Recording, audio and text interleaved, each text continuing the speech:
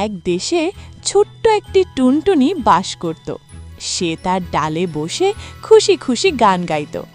একদিন দুষ্ট বিড়াল এসে বলল, আজ আমি তোমাকে ধরব আর তোমার সোনার কয়েন নেব। টুনটুনি হেসে বলল, বিড়াল ভাই, তুমি কি ভেবেছ আমি সহজেই ধরব? দেখো কে বুদ্ধিমান। বিড়াল প্রথমে গাছের নিচে লুকল, কিন্তু টুনটুনি উপরে বসে সব দেখছিল।